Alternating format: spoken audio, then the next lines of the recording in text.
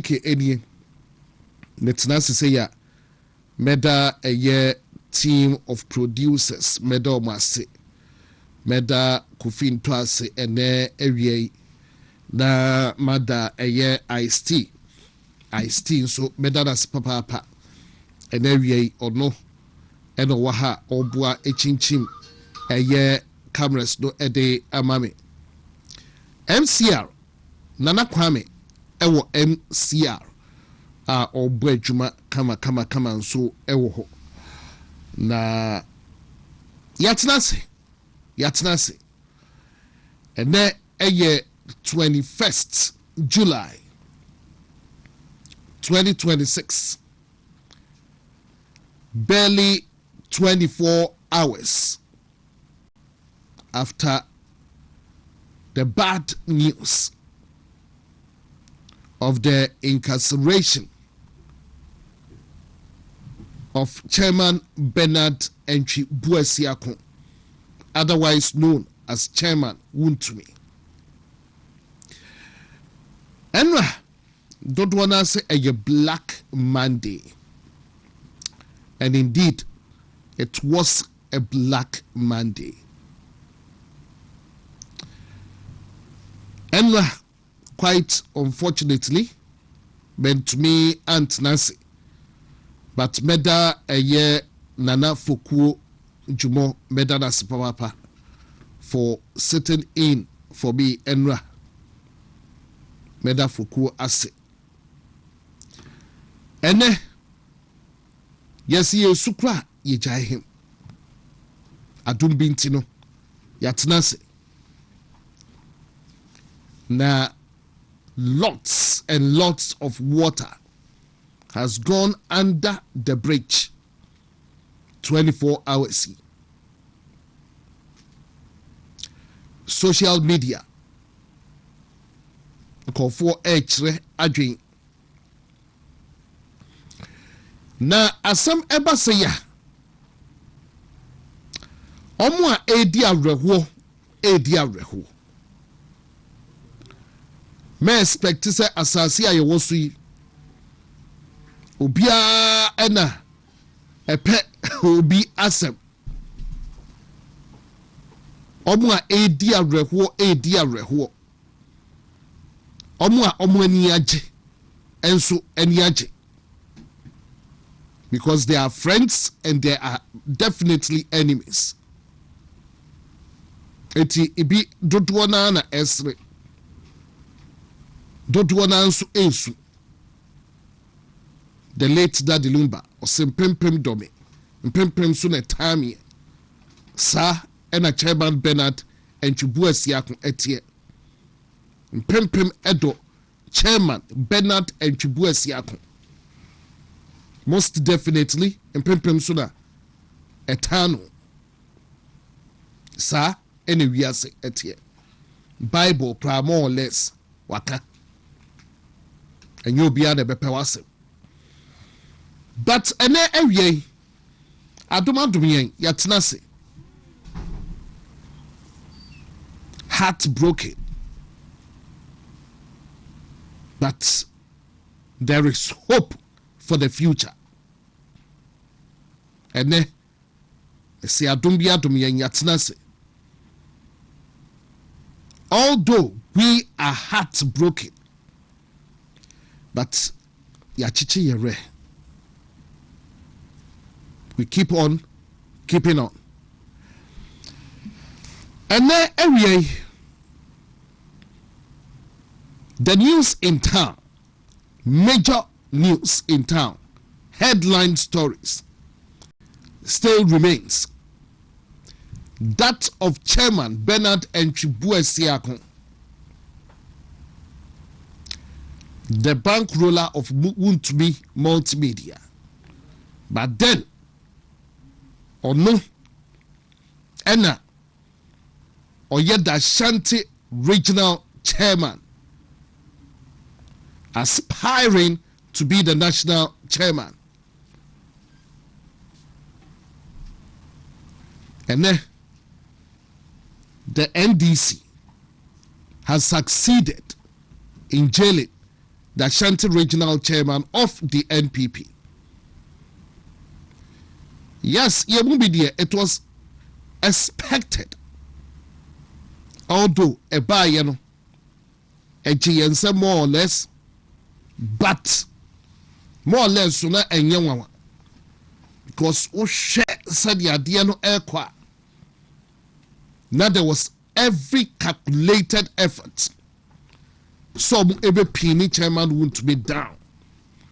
The Ashanti regional chairman, or no, and then no day. Into ye kano eshema. Ye question is, Omo eche chairman WONTUMI no. Omo na esiye na take note. Chairman WONTUMI ene eyamede se lawyer wa ha. Chairman WONTUMI a omo eche no anaso omo ejele no. Menye mistake, men mo bi ndada. Onye galamse nso da. Debi oka court judgment eba ye no ye hu ba bi omo se oye galamse. But then so the ya mobi na obi e trasase onwa and the lawyer wa ha. Ye bedin komo. Enti chairman WONTUMI for the records enye illegal mining. Onye illegal miner onto galamse onye bida records no from head to toe chira me baby almost oye galamse and they bedin komo what it is several to do na and then so ye bedin komo but then omunso a omudiaka oral ho because justice sremsai omu create oral platform bi omu kokota oral case say chairman WONTUMI non ye government appointee aban bi ama chairman WONTUMI adwuma so onye bisa se NDC fo omu ba omu oral a omu ye hu dede no na chairman WONTUMI case eka oral no ho ana debi enti memo bi ndada say oral is dead oral wait nen come oral no ho chairman WONTUMI nye government appointee on kofa aban sika wi aban sika and then somebody who say national service dey be trending say e be yan bram abahumpa national service dey be who say sika dey be abaho Suleiman Ibrahim anum esade trending but then eno nye me focus for now e brebe man ye be show enti chairman WONTUMI ni aban sika on fan in sambas ban sika mu enti ora do obi be fam be ka ora wenka ora but the gida no be charity ade to me ewura insem mu mo no ene judgment no ababonten quite unfortunately ebia be accept maka be to me enra a year 59 paged document no enyina nti judgment na bia be ngebre enra mu but mene lawyer wahana yebisa the relevant questions a kwai omo fan so ejele chairman WONTUMI me say no ana lawyer waha but ene lawyer Evans was able so esa ewaha enche one eye honorable Frank Edusipoku former DCE for Sunafo South also ebetna se dwumadie so na yahwe nsem no na judgment no cultural say judgment na aba abonte will try and make meaning out of a judgment aba abonte no say empo omubo omunkro wie mate brofu bi circumstantial evidence brofu bi circumstantial evidence say no eno yeden ena circumstantial evidence judge no when evidence as a lawyer wa have evidence say lawyer Evans e wa hadum ene awie na che so obubo omunkro nyina awie ye no Henry Okum no then the judge no ehu then no ti yentia eno no or this judgment no aba ma wo ibinum so o mo kan say na akonta mine a corporate men can say firm that can sue and be sued na ebinum question o mo bisa ye gusa akonta mining but I think that question arises say Why separate? Yeah, there are a whole lot of questions regarding that. But eventually, the question is say, director na omo ejeli no. Chairman won't be as the director. Amo akwa babe jeli no. Is it right? Judgment aba. And the lawyer waha. Won't ye be beside who questions na ye remu. Because Dotwana na extra lawyer waha ABI you based an opportunity and the lawyer waha the ebira sa in seven enginemu na woswate in seven asi ABI because 20 years for a director of a company that can sue and be sued menumentiasi ABI lawyer will try to make meaning the my area say enwa ne lawyer no work court say only court eno eye case kese dodo ana e bi make reference to ye chachuchikata case send this for kro ye omu ye dede chachuchikata na the lawyer ni court no and that ye den and na judge kokuvite enso akoye the same thing after the other one na eba and say Supreme Court said the lawyer fofro abem say Supreme Court or the Assembly Echo Supreme Court section 99 blah blah blah Echo Supreme Court na empo trial judge no ampnemi one fanko with the assumption and I say empo no lawyer fofro bemudia na che say so nya time no so steady case sans sebdo nyina no ebia beko back na yewra sa nkomo no emwena nkomo ewo ho pa but was a minority aye press conference na briefly yebeko akofa minority press conference no na and some be aba Ken Ashigbe and that Ken Ashigbe trend na and some ama Ken Ashigbe trend no when him say Ken Ashigbe ono kra the group na de hwan oh no mo ye group hwan against Galamsey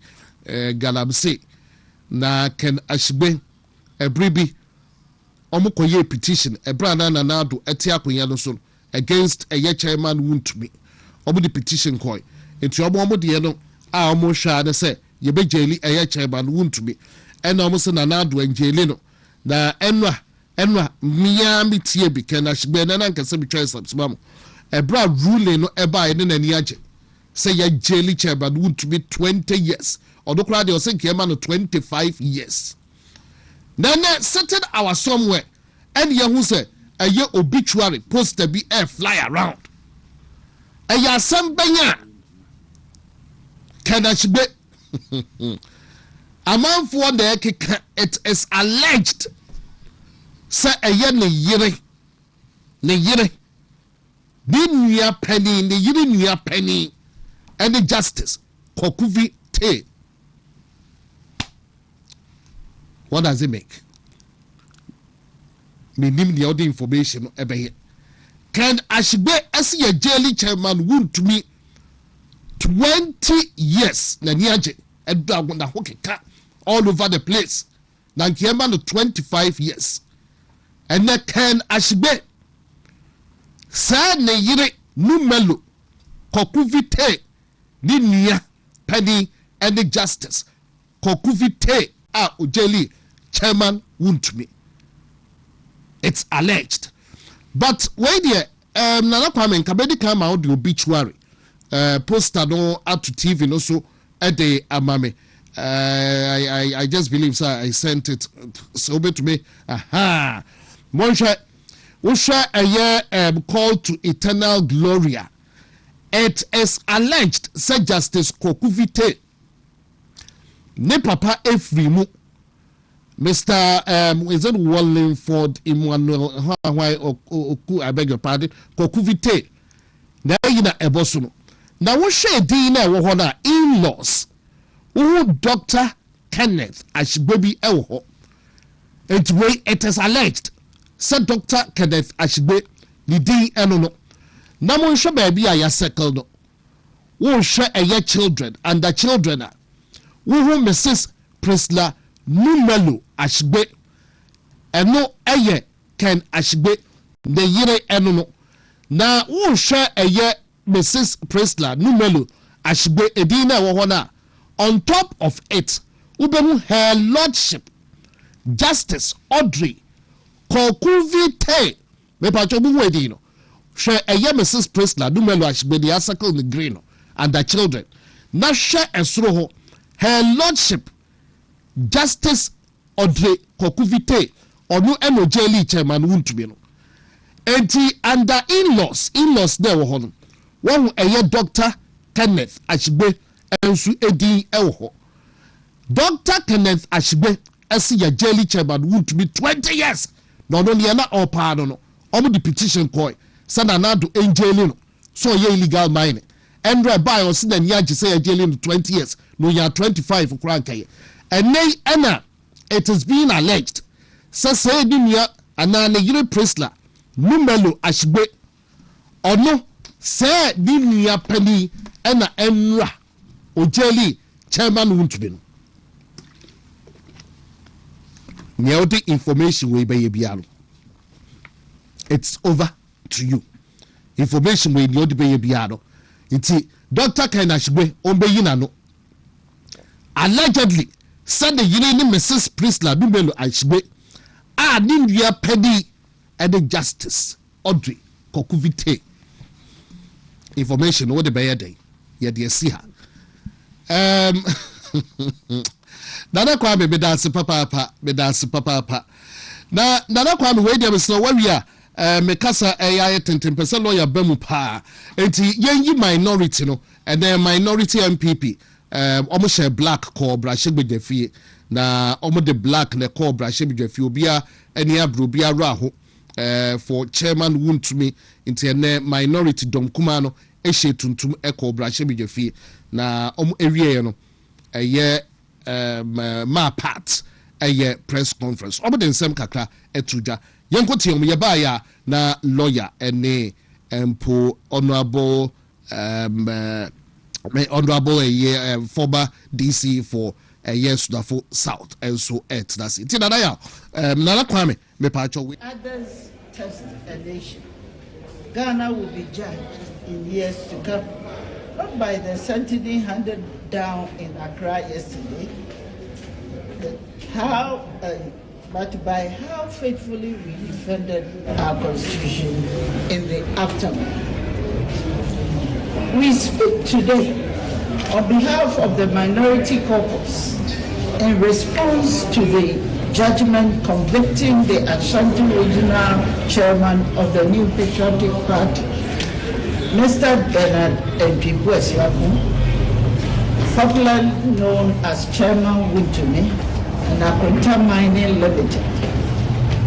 We speak not as advocates for one man, but as custodians of a constitutional order that must apply equally to every Ghanaian, regardless of political party.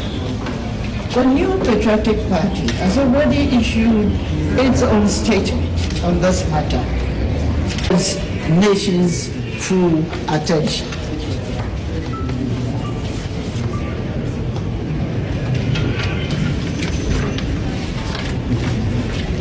First, the denial of a council of choice.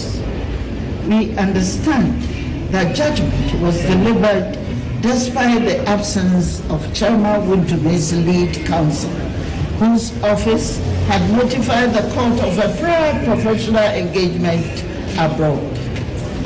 Article 19 of our Constitution guarantees every accused person a lawyer of their own choice, and that guarantee may only be displaced in the most exceptional circumstances. This country once built a decade of political outreach around sound no emma meaning problem. I think there's a technical hitch or something here. Quite unfortunately, Lankabe ma yetie a year ma part and press conference omo a year ewo brashebijefie, but quite unfortunately a year sound no MP and as a sound no emma. We'll proceed as and when you bet me a correct a year wronger ama sound no emma no na Kwaku tie eye ma part at the press conference omo eye no brashe bedwefi nti aha eye WONTUMI TV so aha ye WONTUMI TV so me ka say djubadie no so no me etwagu ewo YouTube eye WONTUMI TV live ewo YouTube into betumi join me ewo ho she say Facebook you know debad yeah Facebook mo you mo fa ebabi na ba china na into Facebook there no mo ma mensa Nkansah WONTUMI TV live on YouTube betumi join me ewo ho.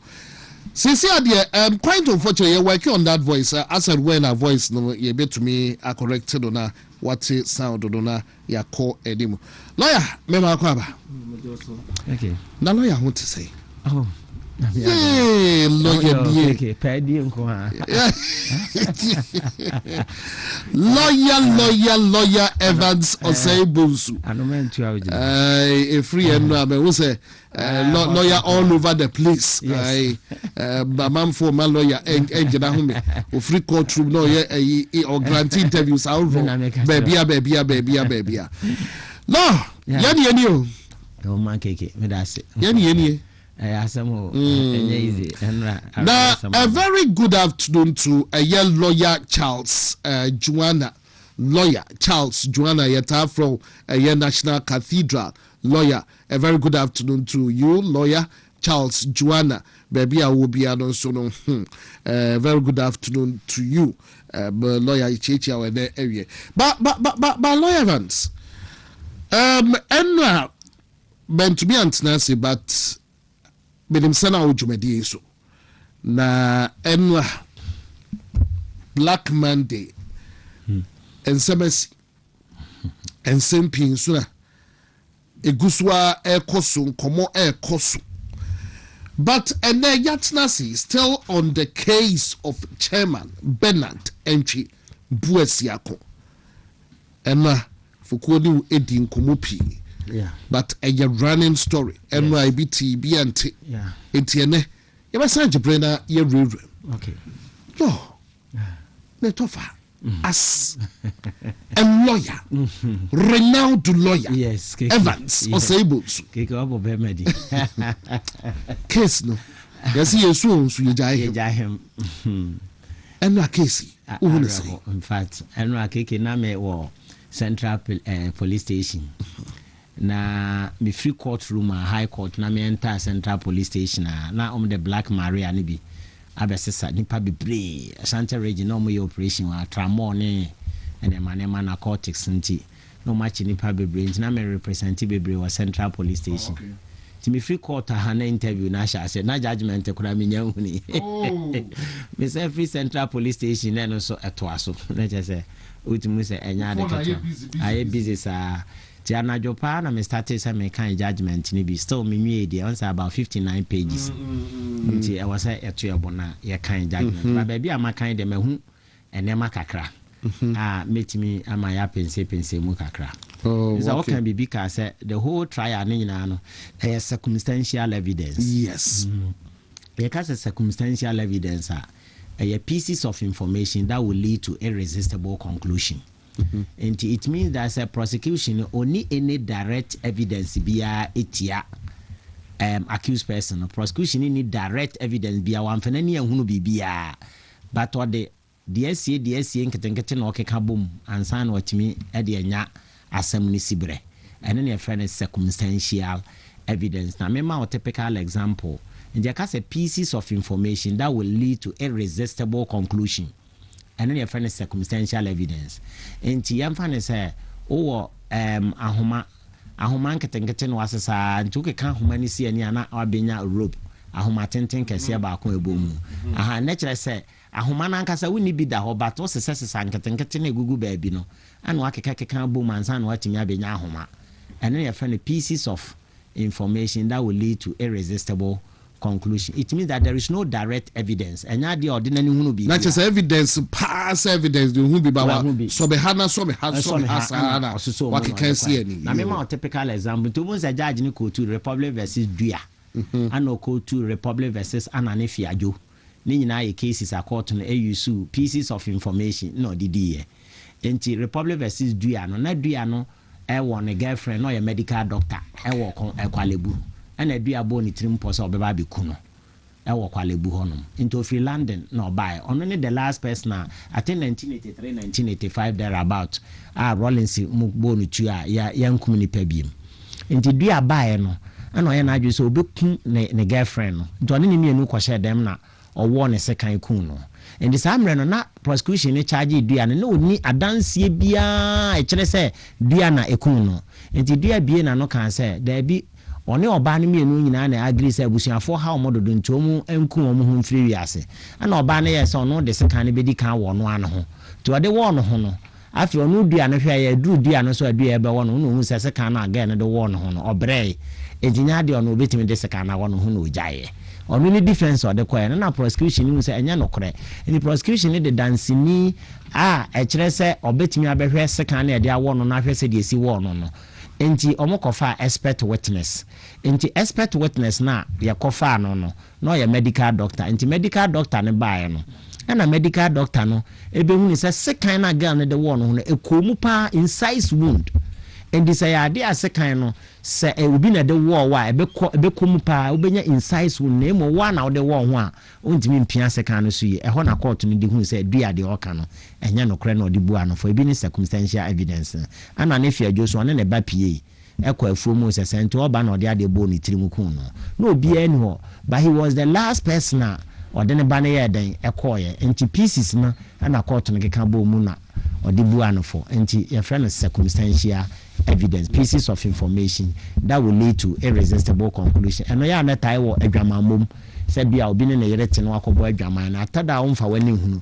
ba be hwe condom ne ma bi egugu or pieces of information that will lead to irresistible what na evidence so obi ne obi akoda obi akoda wo hunu bi ba dem condom ne pants na otai use want evidence nketen ba wan shede hunu to ke kan bo mu na ade wa adwena hunu se ene na ye wo that is circumstantial evidence so we wontumi charge ni nyina na circumstantial evidence no didi asem no and odibu anofo no and also why evidence act no okay but we share a judgment no per judgment no ne judgment me I mean to be enkomu in full yes my kind kakra but accepting nyina no sa circumstantial evidence here what can you say you know ebi ehunu say akonta mining yes akonta mining ho ebem but no a corporate year a bit sealed and it can be sealed. That is so. So the question arises from some lawyers say, are they and ye rule in chairman WONTUMI as director of a company? Now director of a okay, that's you see, Omo Bibi a friend separate legal entity principle, Solomon versus Solomon. And 2 months and a separate legal entity. It means that the company is separated from its personalities. And nipa no mo ye adwuma no, omo ye separated from company na Nkansah. And the company na artificial person. And a wo nipa na oda no ye natural person. And the company speaks to the natural person. The artificial person o kasafa nipa na ohome a enkwa wonu mu no efa ne mu.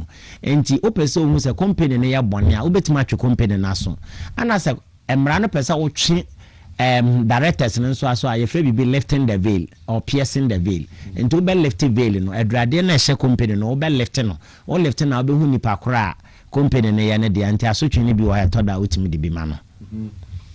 Yes, and you will be a friend of lifting that. You see, my cousin was separate legal entity principle, separate legal entity case me as Solomon versus Solomon, S.A. Solomon versus Solomon. It means that a company is separated from its personalities. And the company no is separated from the personality.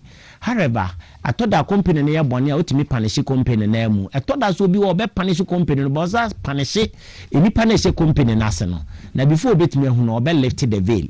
na veil no bonso wa yi adradre no veil no ya ade te senkramofo de show mitino ntu pagya company de adre na hye no wa obehu nipa o hye ase ohu de o hye ase then you see the directors and punish them and that is why our little veil no punish the director na but I said that okay we shall get to that let's sa director no be punish whether or not say emra no man kwan say sa director no punish no based on that circumstantial evidence na court no here necessary punish na ni kwan so punish we shall look. All right baba ho nyina na beyond and the minority MPs no raising so maybe our base maybe the can share everywhere and then omo problem number 1 say case no ne lawyer anyhow na omo ebua asem no eno no judge for be beka so na no the country and I say be in country baba kwa sa account remember what ba lawyer de no ba kwa account bi edu baby a enka lawyer obey mu no se court dey asem no ko Supreme Court obo ampene wan fanko na be dem say edu baby kra no and the appeal could be yes or appeal on some grounds be anonymous crowd obo ampene but the lawyer cry be mu a onuni masem do so oba be hwe nka okukuru dia ko Supreme Court and also omo ampene no wadwenkyere ene say yo me da se no ye wo Supreme Court decision ho you see na echinije no wo section 99 2b section 99 2b no any article 1911 all offenses must be defined and the penalty for it must be prescribed in our written laws. So over article 1911 all offenses must be defined and the penalty for it must be prescribed, and it's section 192b. Section 192b of Act 703 no actually say o the assignment or assigning mineral right the amobia as I say in writing. Say in writing there any na or say most of the assigning right ne the ama obia different na sa right no de akwa obi no or Troy enya written approval every minister no one answer when nya written approval BNT e was say conveyance no de baby mo obi akoya adwuma e was say o chrogu krata so enti hono na no mo de yes eno no na chese nya offense bi a ya be define say punishment ye say and it's not in writing and it sins against article 1911 of the 1992 Constitution of the Republic of Ghana. Therefore yenko for further interpretation of the law whether or not say section 99 2b no Act 703 no also the conveyance no the assassin mo bi aye so adwuma as I say in writing no yen swa sa de no nya den enko ne nhwe se yen tro no nkwan womanu mu se yetimi de punish obi ananti en fanko Supreme Court for further interpretation of the law eno nana omoje ehun achini no enti eno no already authorities like bibiti say the case where already Republic versus Nkansah Supreme Court decided Republic versus Nkansah. Now ready the case of ex-party Senator Rollins. We say now already ex-party Akosa. We read these are 3 cases where you understand it. We say Republic versus Nkansah. Any ex-party Senator. I can say judge na Nkansah asem na ba wanim no say wo hwe na say wo hu ne say there is no ambiguity na what we say ntiase wo mu a obetima to aso aye wadwuma and the judge na rely on that is Republic versus Nkansah and the ex-party Senator Rollins the asem court no na yinya asem o mo election court ni decide but already ex-party Akosa Supreme Court decided yana eno no edify kakra from Nkansah Republic versus Nkansah ne Senator Rollins case no ubon se eno no the chair ne say letter be anasa construction be imprecise ambiguity unclear anasa rival meanings have been placed on it and tiase ni mu a wo ya jaja e was otobo na wo hwe all the pleadings no holistically and some na beda wani mu nyina wo behwem na wahwe issues no mo de abeda wani mu nyina wo so hwemu na ansa na wa satisfy wo ho na wo said there is a real question ebia was say a call for interpretation there any wo judge ne mento aso but sanfa ko nefa ko na refer matter to Supreme Court na nka yemfanya adwuma nti hono na me rely the case of the ex-party Akosa as a ex-party Akosa no there was a rival meaning no mu say ambiguity omo ntiase asem we ho ntitobo me Supreme Court and the wheel of justice no it grinds what slowly and the wheel of justice no pepe no wo hwe ne tie na de adwuma na ekọ kakra ansa na akọ so the wheel of justice grinds what slowly and so di obi I say onya abotre omo no feel say there is an ambiguity so I was expecting the judge not to rely on ex-party Senator Rawlings any Republic versus Nkansah decision no but nanka me feel say bianca otonobo no hwe Akosa de animu or share the whole pleadings of your issues no or satisfy no ho ansa na ebi kura nka otonobo no refer ekra no ama time kakra na Supreme Court in decision abanka betimi abo but baby anu why hono judge na wrong because a decision authorities and so feel say baby or rely no office say ex-party Senator Rawlings and the Republic versus Nkansah ebetimi abo adentina ma otoaso however maybe the judgment na mu na me ba beko na mahu ne ebi ame no so far me nkan ni nyina nsi ba ba bi amadu ne de mahu ana me pesa meka ahun say sa ohwe prosecution witness na PW3 no ye police chief inspector Safo Asiedu ana ode ne baaye ohwe PW1 na that me ka PW3 a prosecution witness number 3 a ode ne baaye PW1 prosecution witness 1 Okum ayem say Henry Okum ana o kan PW2 na oye jedu ana odo mo bai odo mo bedi adanse no na obo say adanse mu Okum no opeso kire say Kwame Antwi aye accused person na otoso mienu no Kwame Antwi ya bo no kwa adu aka wontumi ho na won say akonta mind wadwane no obo say na Okum no peso kire say Kwame Antwi ne na ye den ede ehwo no ma no na Kwame Antwi no edemane se wontumi se omunko reclaim asase bi wo hono na che asase na asai no omuso omunko dua kube na omon reclaim enti so wi Okuma na ne kasa wo court wo nyina apecha se sama wontumi ne kora no no amfa na ni nyeden anke hu ne da just TV so no de hu no ene ade wate ase ana Okum no san kire se sa company no aye adwuma konta mine no omono Kwame Antwi ne de eho ma omo so omo fan koya adwuma no na omo ye shareholders omo wo company ni omo ye directors omo betimi se gold bi bem aye ma omo bie eye wontumi mo aha enti ono ade omfa na ni hu ayida ana omo busa Gomashi another I think it's a PW4 as a Wisdom Gomashi only expert in yes so Wisdom Gomashi so by no say mimpo mi so wontumi no minimu no name Okum Henry Okum na be ka kire me say chama wontumi say asase bi one na de hɔ ama wo mo so omonye ani ebusa Henry Okum no so ono so si wontumi na akra de ono wo hu no the first time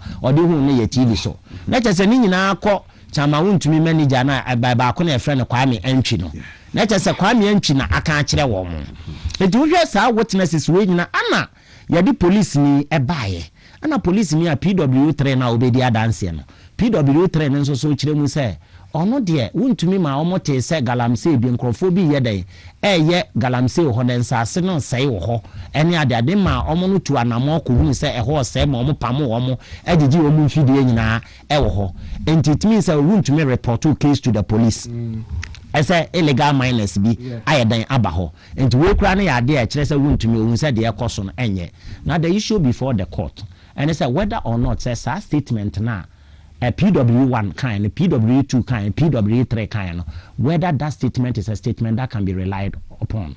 Whether or not say issues now at that court whether or not some statement in here say.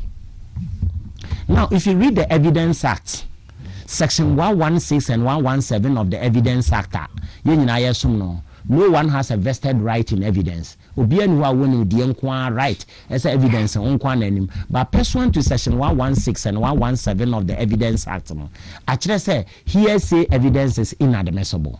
Take actually yanyentum. Hearsay evidence is inadmissible. Okay.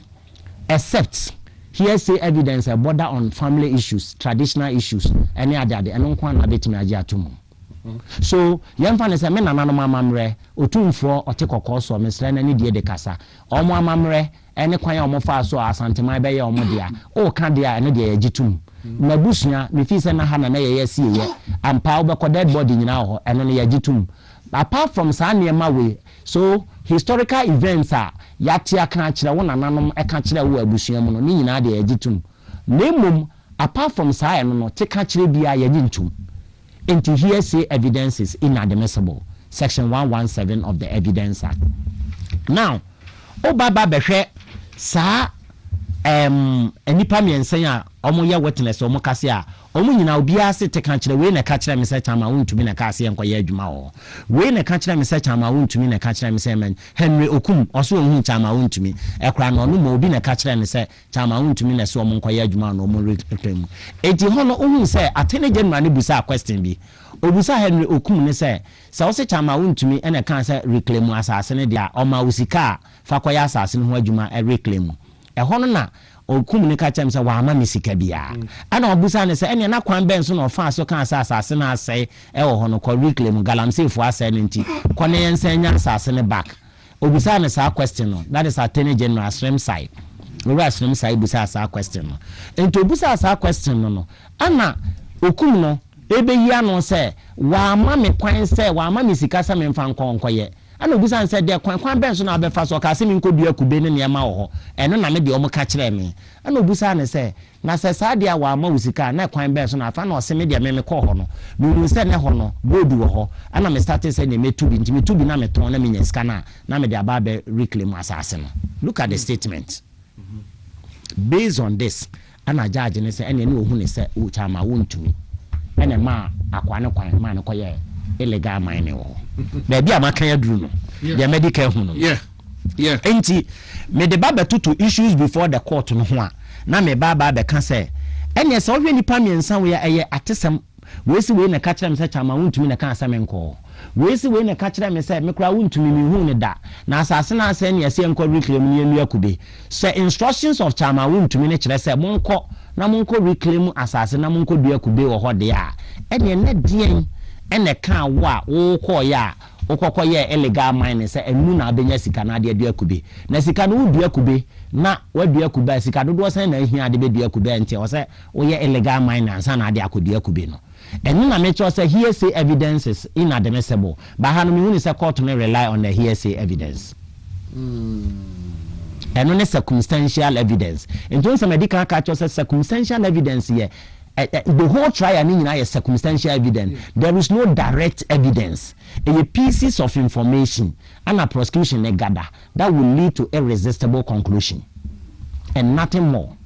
That means that pieces of information that will lead to irresistible conclusion that you but no other person will do that. And it was a pieces. No akeka boom na pieces na be as a thread and as a rope. Now boom and san what immediate a convicted. There is no direct evidence as to whether or not say wontumi na oye illegal miner na wa sign it. Ano mbuza ne say na right na also wa sign the amount no. E was say in writing say ye wo ye nyina ye nim say so bi di na asase ma say koye so adwuma on the book rata so. Enya na no kwa na aka cho asase we kokofa because it borders on conveyance in law because I am ran ye kan enye amamresem anase anansesem ne yeto in law ye kan say conveyance conveyance a transfer of title. Me transfer of title at the amount of conveyance. Into law school part 2 exams you be conveyancing and drafting. Drafting. That means that a title of the land now will transfer the amobi. So that title of the land of section 2 of the Conveyancing Act it must be reduced into writing. I was saying the good answer. Section 2 of the Conveyancing Act. Additional Section 2 of the Conveyancing Act of the Ghana law. No, it says that any transfer of title must be reduced into writing. I was saying the good krataso. And when a lawyer touch say one firm krataso was a from section 99 2B no and he found a war SSOB from na a krataso say any pana from bra and yanko for further interpretation of the law. because all offenses must be defined and the penalty for it must be prescribed in our written laws by virtue of Article 1911.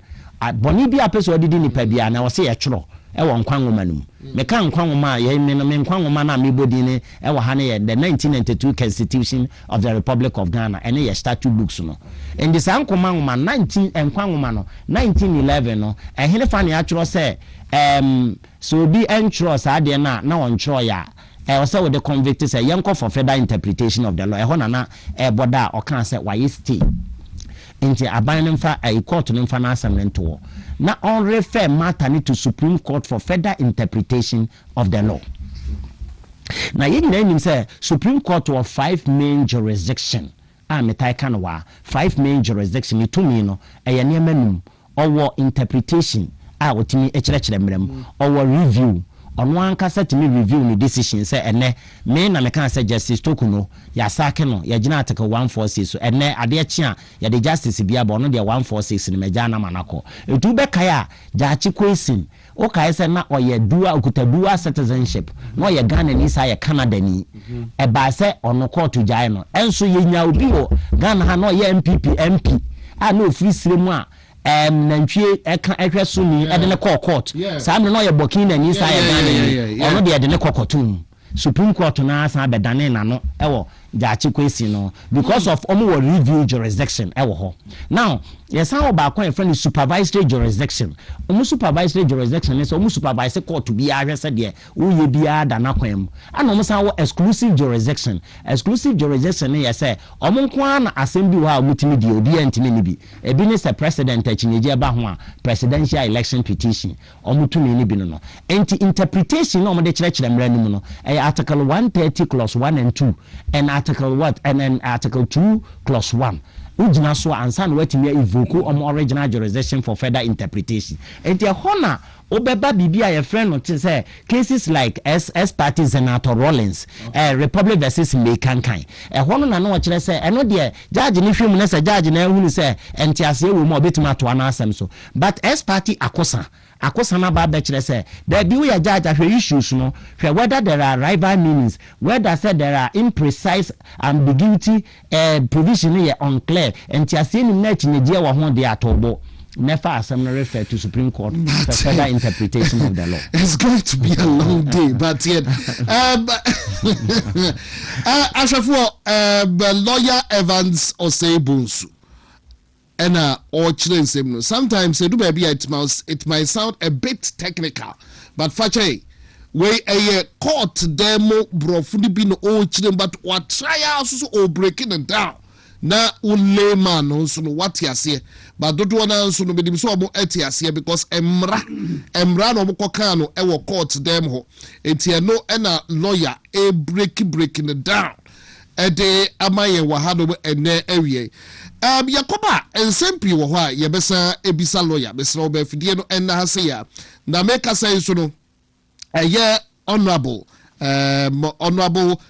Francis Edusipoku and so honorable Edusipoku so area former DCE for Esnafo South area just also no yes law background enti honorable area Babebo Francis honorable Francis Owusu MP for Jabin constituency. A very good afternoon to you, honorable Francis Owusu MP for Jabin constituency. A very good afternoon to you. Enti me ko honorable Edusipoku enchen na we no de do e ram ranum na fe ya na questions bi wo hodoma ye baby santi me ko honorable Edusipoku enchen na me say honorable me ma ko aba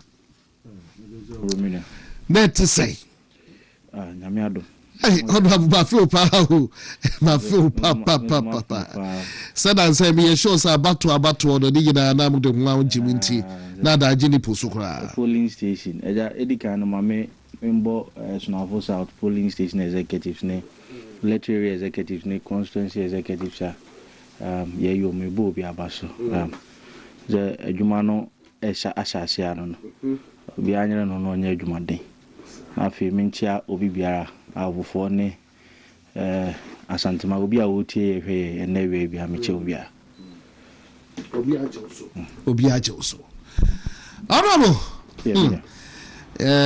Asema aba enu na chese Black Monday can say Black Monday nyasem ketwa kura, but it's all about Chairman WONTUMI enu the course we ewo Justice Kwaku court outcome no and the adwendwene ho ene awie.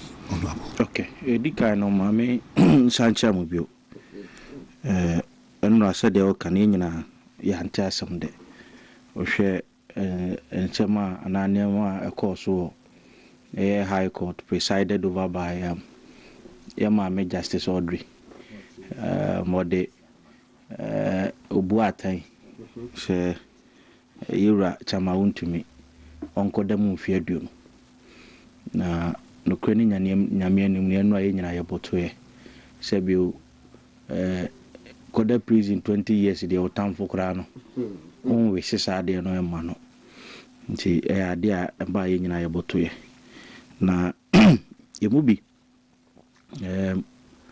judgment no from page 1 to 59 nyame adom yatimi ahwemu nyina na no kwani nyame anim ni edurumre bia ya maame no ja on na judge dia nanso so sebio judge for na omu judgment ba bontia yesu yetimi kasa ho kakra sebio judgment ba the only thing about my hand say be appeal no tie enkoma course no a chese party no any lawyers for Chairman WONTUMI I initiated the process no ba appeal the judgment na minia edikan MPP as a party enemy adisubu committee se bi obi adensa kobo o man sikem ana se bi obi kotomra se bi eye esembra ni di obi enu obi defend se bi obi akodi bone enti chenche na ye bia o ye party ni enti no enye sembra ni di nanso so keke no kwaye baako edurumre bia e kamia yesa we read the judgment no from page 1 to 59 e kamia yesa Chairman WONTUMI case ya bay e na no asembintia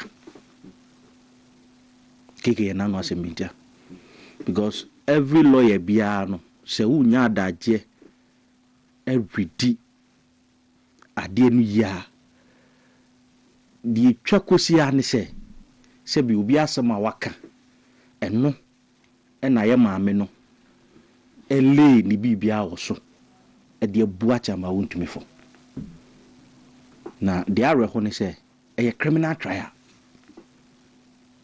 minia criminal trial no so the prosecutor no you have to prove beyond every reasonable doubt in this doubt kakra bi kura ba mu a na kire se yi kura mu a enyi na minia de ntina make say asemi yakoye na anu asembintia hwenche June bosumi atwamu no I think they told me answer NDC activist back I think we empenfo no back pie near metofil or try bibi do to Facebook or try to the or try and say o say Chairman WONTUMI there they watete free ne boss for no any they watete na chire no woni pefe say Chairman WONTUMI the rest of regional chairmanship adwuma no obekwa akodi no ansawam kire se wotie nkomo wo akiri woni nkomo a watie o kan na ani ke ena digital makulu si MPAC was NDC legal team yeah ebe tire wa se masa delay this exactly I mean who supposed to pa ena obeka je ni amadafio se delay this kire se masa wo wakwati asema now beka ho no speed as you did post to na odile che no nim say ya screenshot de ato no nim say screenshot ade no e de ato enti wo hwe de eno na hwe ne ma bi e course a eno na ma binum twetwe binum adwen si say semi de e ya ko se hwe aye na no asembintia Mia, Mammy Fan Free say, one. Chama WONTUMI ye de kwa du maku nsia na ball no. Nkansah nsia na de ball no. De convict Chama WONTUMI de toso miensa ne de toso nsia. De emra na de convict Chama grounds ni nyina charges ni nyina were grounded in the Minerals and Mining Act 2006 Act 703 as amended by Minerals and Mining Amendment Act 2019 Act 995. Saa eno emra we so enye ginaye de sa Nkansah mienu no ebo Chama WONTUMI de toso count 3 and count 6 ye de bo Chama WONTUMI so nko de fiase mfie aduo no minia de ba ye no we read the judgment ni nyina from page 1 to 59 and can be bia say Chama WONTUMI to galamsey. That is a fact. I say you be added to na dwum because when say ye nuanum bi e de propaganda bi en na mochire. We read the judgment na be bia no a judge ne kan say Chama WONTUMI to galamsey. Na mom sabi ye maami Audrey Nyansa mu no Chama WONTUMI de na saase a wono wakwaji ne legally wafa kwampa so akwaji no from aban no obi akona saase no so akotu gold akoye galamsey wo ho enunti eye Chama WONTUMI na ama nipa no kwan enunti yemfa Nkansah anye de emmo no asem ni nyina ni na isi me the best that free say mini okay the 1992 constitution article 19(2) FR a class in B it talks about fair trial and any say minia say they assam to be so especially in a criminal matter so many pano kwan no one lawyer said we betimi edi nanum atwitwa age no a very fundamental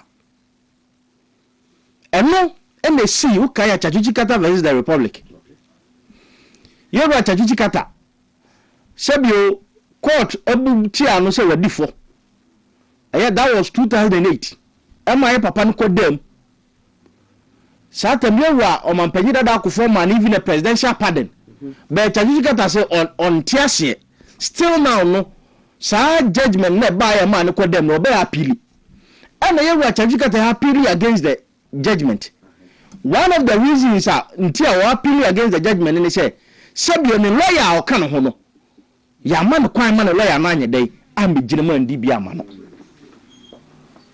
aninti at the review application no appeals court no o maka say no ne access to a lawyer no a very fundamental enti kwan bia so sa na judgment na high court buati a yegwa Kyeremanteng no omuji tuma enyeyi pepacho yemra come fast forward yewra Chama WONTUMI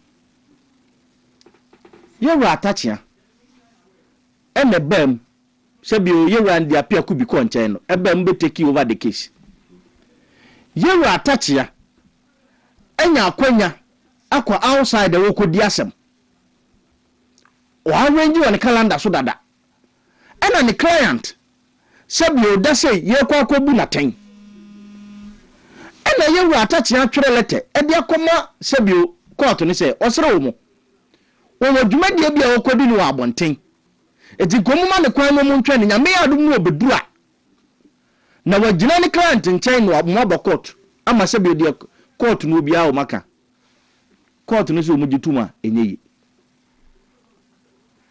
edi bacho going by this no na just a president na ye set ye in Kyeremanteng versus the Republic no one yabogu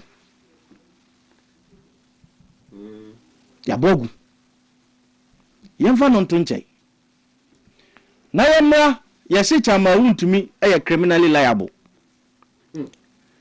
me bacho lawyer wa ha e de afi ni oguso mekai statement bi a former chief justice Kosa e kan in commissioner of police versus entry sebio so do bi kwa asem dibia in a criminal prosecution, the onus lies on you, the prosecutor, no, to prove beyond a reasonable doubt. Say indeed, in the panel, and Nkansah now they born will differ. Though a PA, former Chief Justice Kwaku or Commissioner of Police Vice Entry, which Evidence Act now 1975 Section 15(1), and now CD 323 now and also it is established.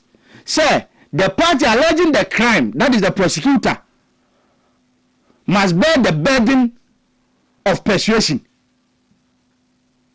Who will now be prove say you indeed a nipano and Nkansah now they are born or differ.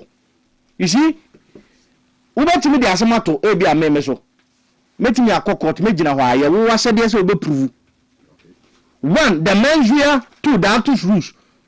Uber prove say indeed these two elements no me a boom for a nintino Sabio and Nkansah and family. You watch am WONTUMI ade buy. Kege me na makwaje masase chama WONTUMI akwaje na asase. Court ne say chama WONTUMI fa akwampa so e na je ne concession eno de efi bia ni ho. Ena chama WONTUMI ade ama entry Henry Mr. Henry say wonko reclamation emano just wonko siesie asase no so emano no siesie asase no so amra ne ade nyina wi a wadua kube ewo so de amano ana Mr. Henry koye okoye no yesi wo tu fo magudie kire se okoye no oye galamse wa asase no so ana police for April 2025 security service ni ko ho emom kwachi wo mo omkwachi wo mo no ana nipa no mo cheni bodi say Mr. Henry na mo kwan emom di say adwuma no wa chama WONTUMI asase no so de di kan there was a witness utie de lawyer kan na ono aba abonten ka say chama WONTUMI kra te say sa na ma bi ko so ama ni ba police for o ma mane emom ko so kopam wo mo de di kan e kire say chama WONTUMI ote yesa sa BBC ekoso wona asase no so no se bi otu hwana mo yemfa no nto nche ena yakwachi nipai ene ade o makokot chese de di kan chama WONTUMI a wona concession ne de onkodi nsamoni bia wona concession no so eye Mr. Henry no ena o ma no kwan se onko reclamation ena afa ho ena o ye mining wo so. Per the judgment in a buy no. Anyhow, the prosecutor go about with this case, you know. Mr. Henry de see a jan uncle van huni. Onya bone. There were no mom say assassin. Ese assassin say nsuwa. Edi bone wa assassin so no. Aban ne say on fan huni. Onya bone. No mom de na eye na assassin na. Odi ma Mr. Henry say on court no reclamation no yakube. Onu mom de ye jail no 20 years. Na yekase asemwe eye nanu asemuntia political prisoner wo ntiase asemwe enye nanu asem na enka asemwe yetimika Mr. Henry no aban si onkofa no huni woni mo mbedi adanse ma aban no na danse ne sei na danse na wodi ni sei chama WONTUMI ka kire ne sei wonko asase no so na wonko tu fama gudie no na otu ya sika na obenya afiri mu no onfanko ya reclamation onfanse asase no so no onfam bi nua kube no asema Mr. Henry ni kani ana chama WONTUMI si dabi medie man kan kire ne se wonko tu fama gudie na mo me ka kire se wonko siesie asase no so me ba cho I had say ye nyina ye swear under oath who was some against mine. There is no official document because per the last act, no, who assigning land amobia, there should be a document to that effect. There was no official document. There is no direct evidence. Say indeed, chama WONTUMI catch Mr. Henry ni say won kwa asase so no nkotu for mo gudie. Yes say, asem na Mr. Henry kano. Onu mo me agi enu teacher ma wontumi enkodam fie duru adade e bone edi abone meaning say this when it falls flat so far as criminal prosecution is concerned, because in criminal prosecution you have to prove beyond every reasonable doubt. Bibacho kege oto na say lawyer kan asem me so maka me de kire say obi awo asem awaka we ka bi na say udina lawyer de so ka say de lawyer kan de eye no kura ye frenchim na eye kroje na me de untie hwea I just want buntantia. And in this case, now say we prove beyond every reasonable doubt. And this will because as some way there, a more room, na ya kamera say na no asem binti, and ye chama wontumi say odika.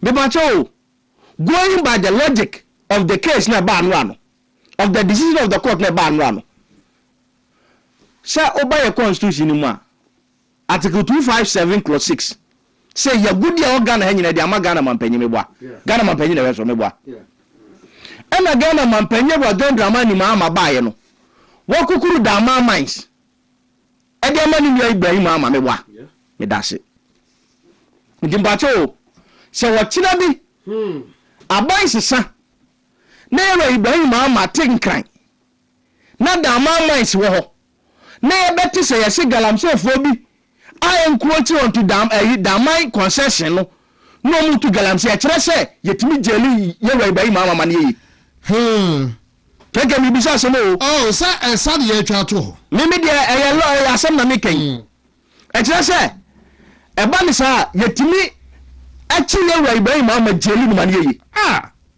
e kwan men so okay so enese sa na mo ya kire me ti afo afọ mi wey ho na Newmont concession wo ko Kenya ase every blessed day Newmont apamo encroaches e mobulu bi a ekọ mu nsa ase ni so bi ekotu galamsey going by this judgment kire say sabio emrante no mu ko omo encroach Newmont land no a omo ya galamsey no say any criminal liability bi aba eze ekwachi Newmont be ba cho emrante ndisi emrante na omu yeshutu omu obuase ama omu ra asa anglo concession yeshutu omu no edimbacho omu beso omu kire se na ezenka anglo no abai echi anglo company no o chimpanyfo no bom gum because o masa ase so o ma allow my encroaches ewurom edu galamsey. Is that the logic? Na dia na ekoso o mai mu what mi na dia na ekoso o mai mu ada Ghana no sabia ya chichiri di ama yewura John Dramani mama say onfa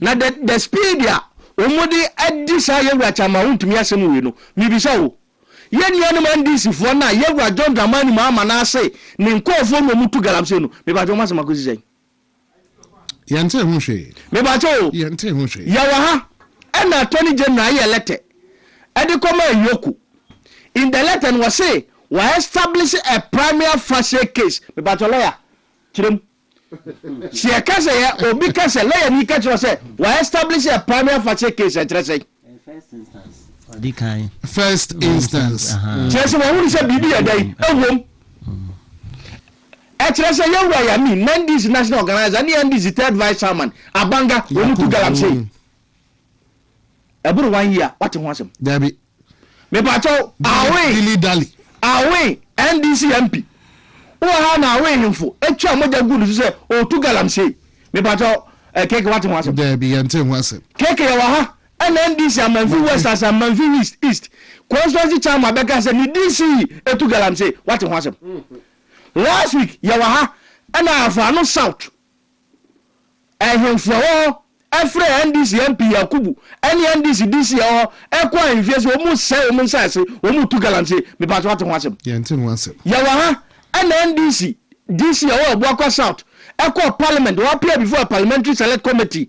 E catch omu say ni chairman ba tu galamsey or Bwakwa South what want him. E dey nya chum na ekoso no. Yeah, original minister not excluded. E dey ekoso no. Mate e dey nya chum na ekoso no. Na sabio wo ti obi de yɛn fan going by the logic chama wo tumi kura de sebio emra ne akyerɛ sɛ wɔnyɛ ɔno na akotu wɔno de yɛse wɔn kodam because na sa obi akotu so na mi bisa de wɔno ankɔfo ba be kase wo mu tu galamsey na ɛnde ɛwa ma wa mu dai Honorable Bamema Ahome so honorable and Sabana or Kano and Sabana and or Kano and yes selective justice. Said the honorable Kano be quiet bonia and no yes so. But the issue of selective justice said the minority MPs no air Kano and no any problem no e be examples are honorable edisipoku so edigu wonomi yabakwa yedibda yahwe yabache tribe no egu so later on or tail end of the program ya the gasto mixture but memra lawyer in China mesamba honorable so lawyer Evans Osebuns going forward say baby yedru no party no agya to me say say no case the Becca says you na so Nkansah na even before part no begya to do say honorable and the appear could be because at the point cry lawyer abia one permanent prayer but na said ye near be air lawyer really felt uncomfortable na ruling no ebaero but no so go be dey honorable and the appear could be say or no and will lead the chairman WONTUMI to the slaughterhouse but without necessarily going into it ABS, I don't know how, but don't wanna nearby no any time or the pull out no. And surprisingly, they started say lawyer and the appear could be say chairman WONTUMI so me pacho lawyer. Maybe lawyer, lawyer. But me no the top for bar say yemede says he say party no see assembly no Nkansah assume. But lawyer ebe kwa appeal. What will now be the grounds for a appeal? You see, yeah, will be a friend omnibus grounds. And I know now a lawyer for actual accused person or aggrieved and dissatisfied with the judgment of the court. And the omnibus grounds, and Yama Ujina Swa and it will be a once applicant now or dissatisfied with the judgment of the court. Applicant now aggrieved so dissatisfied in the omnibus grounds and would to be the kind of omnibus grounds no I appeal answer because I was saw a bay pending appeal. Your bay pending trial and your bay pending appeal. Trial near time trial negus maybe a dini panashim by way a bay pending appeal because you did kind incarcerating I did not got to more and so I feel now obey bail Nkansah. Na wadi kind na bansa na da but be no obeya ebeko court of first instance no that's the high court now di na asem na ho say ho na ade be ne san ko na judge ni hwem so obema okwan na o ma won kwa ndubon se bi wa judge ni betima hwem no aka say ono no ohu ni say be no kra no na judgment no de abaye kama ntu o ma okwan ma won ko be no wa dismiss no enti obetima ka say o ma be na still enti ebeko justice Kwaku hobiem enti akono hobiem a you see, economy but because I judgment in or 3 months within 3 months to appeal. Say interlocutory judgment there and temporary interlocutory judgment they are ruling. Interlocutory ruling there are 21 days. A bit normal cause submission of no case. Submission of no case within 21 days one appeal here. Let's just say a term. But when a permanent judgment or their mind I was said within 3 months no ubetimi akọ. And no crown police we visa 3 months now, also our additional 3 months, about 6 months. 6 months or so, no one called the natural say and one. And no crown oh qua. I was so called say 3 months in a pound motion for extension of time within which to appeal. What has over filed is that the motion for extension of time within which to appeal. Then no qua the other side was record to say 3 months in a beating.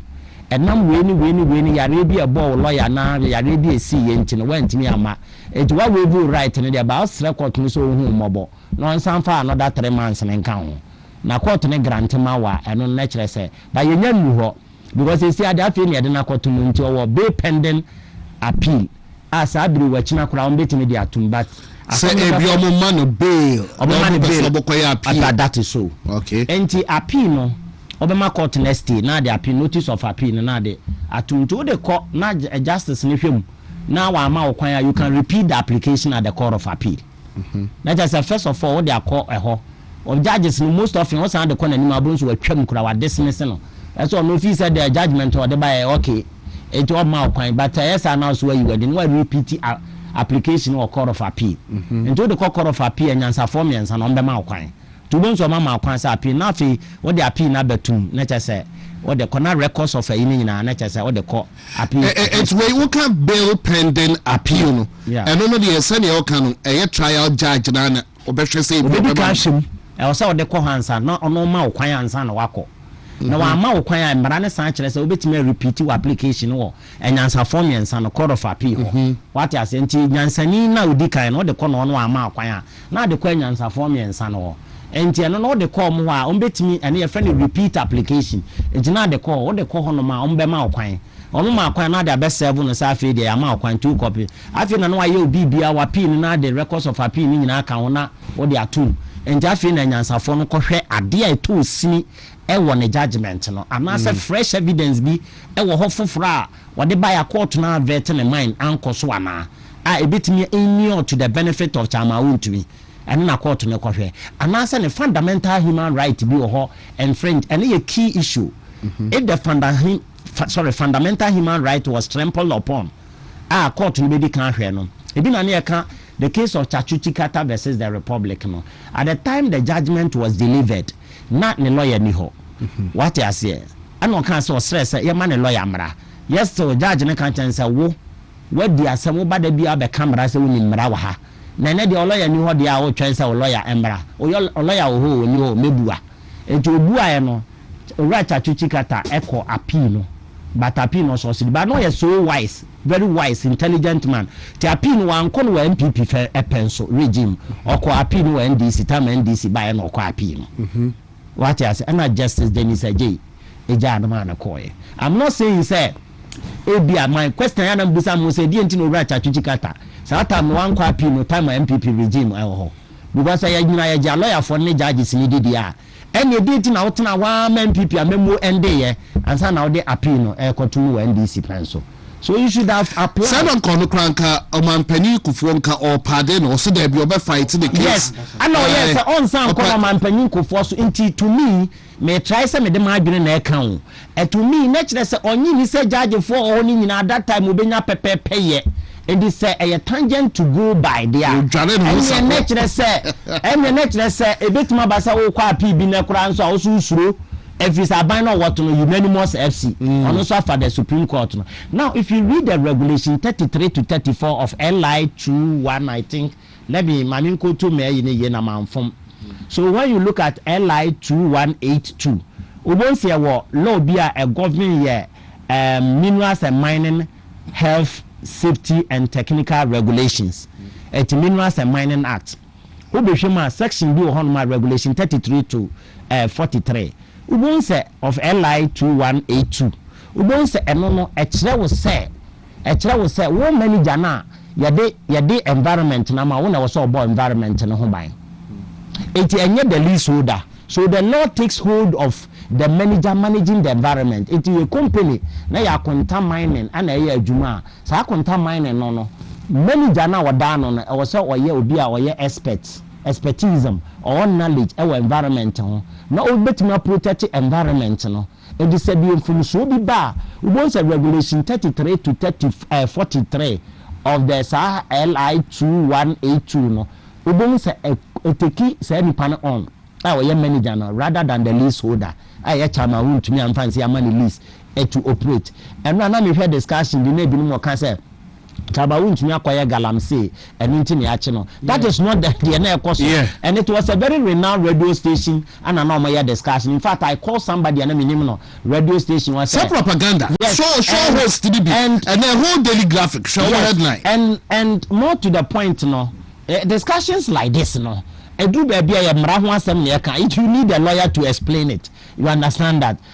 You can bring other panels other panelists are between Babeka home. And I was saw the lawyer from so that the lawyer will correct some of the mistakes in it. Because a law wants and a judgment naba. Somebody has not even perused, and me, I disagree with people who are even equalizing, say, okay, the mere fact that NDC for so, you be another normal, that is not the issue before us. The issue before us today, and it's whether or not say judge the pepper pay in the chama WONTUMI, and whether or not say chama WONTUMI, I bonia, I was here delinquent jail. Now, this is what we need to peruse. Now, peruse, you see, said the judge was relying on hearsay evidence.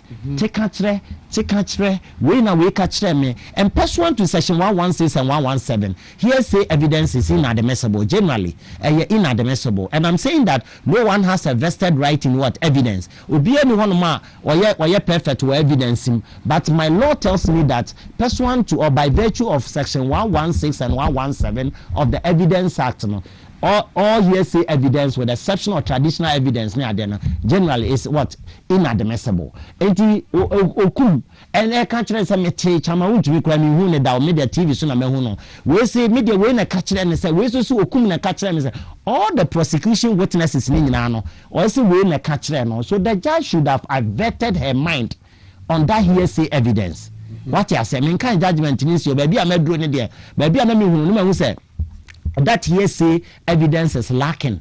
Into your basis are obetima catch judge no ho. So you need to peruse the judgment. Every point to be a judgment in can be a mrano. We say one vetting mind the judge held on point of law. That will be your grounds. And never be your grounds now the be appeal no. So what catching of hearsay evidence? How will you sue hearsay and the dear bua and judge no pursuant to section 116 why adwuma how na adwena maso into the judge held on point of law. That is the first ground. The second ground, judge at the time when the lawyers are man now so to no man a fundamental right, no respecting the right no man because the wheel of justice grinds what slowly what I say, but it shall surely come out with the judgment. And the judge and pray no ho ko ye no e ho so what catching no ho na wa joto na ubu so kind judgment ne ba na joto down points ne baby a judge no de be catching nyina, and that will be apart from the omnibus grounds, that would be the other grounds would be jina so na Nkansah for me and son or court of appeal no what convince amoma overturn the ruling. All right, lawyer, many thanks for a year educational, but trendy. I'm just wondering, say be meant to my was a day, but trendy, and to be the bisau as a lawyer do. Would to be answer, or shall yeah, move on. Maybe na me share a can ashbe. Okay. Already on a but adia ba kwa trendy say or ye one advocate or no against illegal mining I did there at a point in time called petition a year the former president on chairman WONTUMI. But the trends on social media say allegedly omwa pulu obituary post bia me ye the two so say ono no kra no adia all kano ne yere enya penny ene Justice Kukuvi Te allegedly.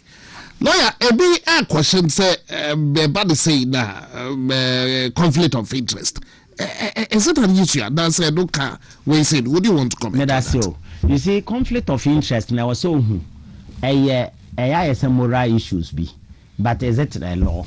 Is a conflict of interest occur when a person's private interest,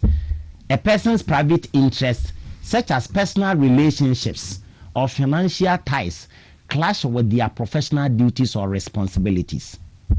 This situation creates the potential for compromised judgment, bias, or unfair personal gain, even if no unethical action has actually taken place. Every day now, okay. Dictionary meaning, that is dictionary, okay.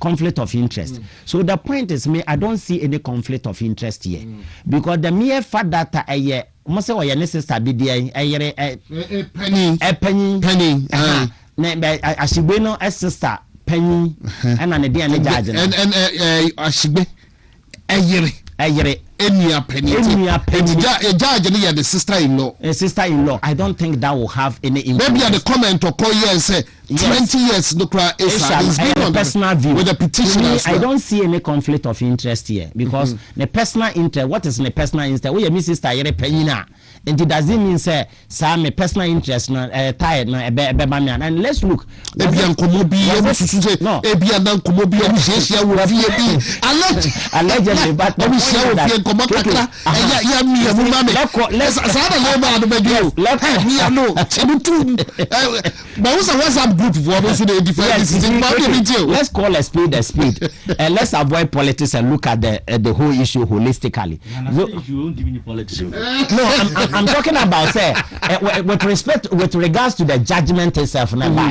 You see, looking at the judgment can the position of the law because conflict of interest no kra or the komua so conflict of interest no one say lawyer. Judge can the position of the law. You are a lawyer. Yes. Okay, circumstantial evidence or you see we here. Does it tally? You see no you chief justice no ja wa je the yo okay no dey ni anu I don't come on to 20 can you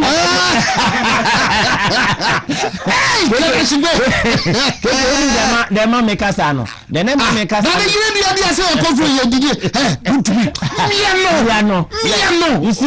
you see baby a me say who say judge no baby a me say me attacking the judgment na baby a me say the judge was not fair to Chama to me be me say who yes say if you look at the sentencing regime of the offense now sentencing regime no from 15 years to 25 years or a foreigner 20 years to 25 and looking at the sentencing regime of the act no the who say the judge was not fair to WONTUMI because this is the first time WONTUMI has had the brush of the law. And it's a Ghanaian too. It's a Ghanaian, the first time of having brush of the law.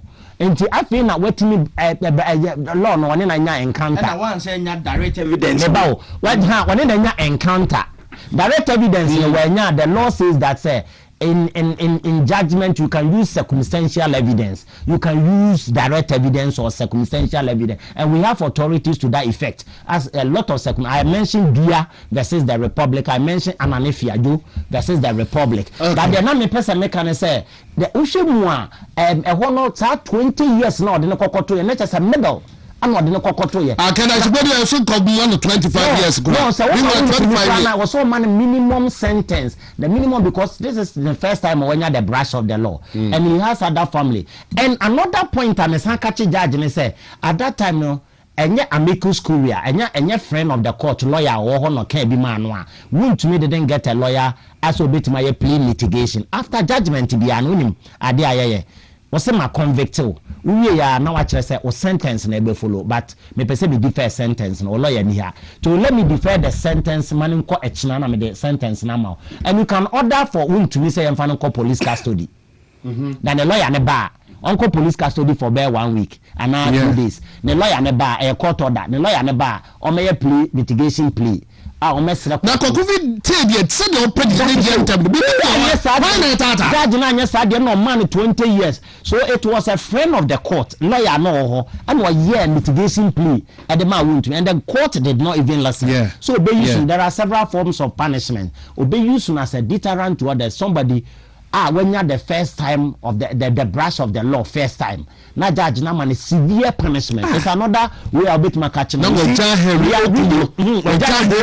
prosecution did not bear witness na prosecution you see the wheel of justice and make us it shouldn't be at the whims and the caprices of the attorney general but you need to balance the right of the accused with that of the right of the prosecution and yet arbitrariness of the prosecution and now on my na what they judgment so that after which na be na yama obibi but also will take you time but when a judge mistakes are Nkansah judge no wa from you said the judge held on point of law but you say what misbehavior of a judge yes I know you don't need to be on legal professional such the abuse no corruption on the judge so to be on the legal professional conflict of interest be can we do versus renchua and they say na judge there was a conflict of interest the can be at the baby bogui but me issue with there and there is no conflict of interest but the mechanic say there is still hope as a judge no catcher they should read the judgment very well but no problem am person the problem is say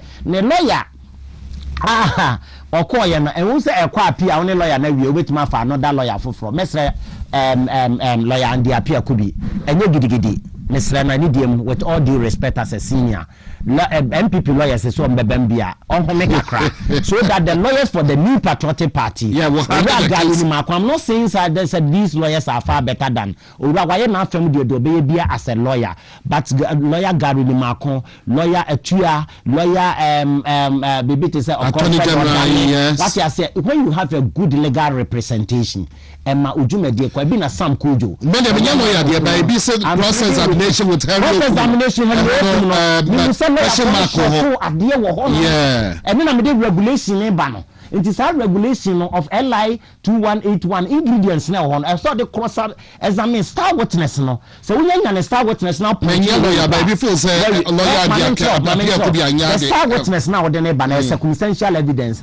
Evidence how you don't work a crab be able to resist single doubt because proving beyond reasonable doubt is about 97%. We errors of free. And when there is a single doubt of the it will kneel to the benefit of the accused person. In the cross examination, the star witness and we okuno and you can send comedy general that can cry one day cry. What I say, Nanka was almost person use legal gymnastics. Want to me for witness and quite 500. Among the dance man. It is a matter of slowing the case. When you realize that say it's a about do one who's about charges the lawyer and the appear could be no lawyer for case but on now other lawyers but it's a professional lawyer but can actually alleged though. It is alleged. God of war before so on tea. About the hair. Me no. It is allegedly. It is alleged. Oh, the do that. Can I split the hair? Me no. And then you say, hey, 1 million. It is alleged.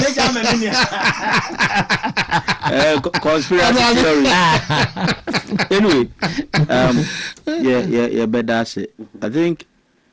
OTA submission lawyer me actually dream see ade back so the target was WONTUMI. Yes, I said WONTUMI was the target and I'm going to say when the nan was in bintia I be say am for tribunal there but the next time tribunal wouldn't be because Henry now Mr. Henry no nukodin someone no Abaini momu fa Mr. Henry no so media dance here against WONTUMI.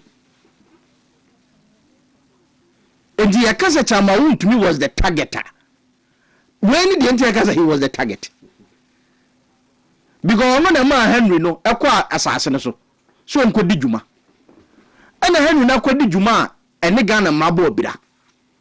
It is here simbra no yepese emra ni di na chese eye deterrent to others e bomb mu amanfo hu afufo mu se dabi se de ade ma wanya se wokoya ade se Ghana yinsuo ne yensase a se Henry ne zanka etwe so na ebi akase wo WONTUMI na asoma nte bia asotwe no se de kakra ma we de Henry ni momo okodi nsamone no aban no ma Henry ni mom be ya dance ebedi adanse tia WONTUMI ama Henry ne wafa no ho di watifie didi but WONTUMI de onkodam fie adu no eji aka je WONTUMI was the target of this government.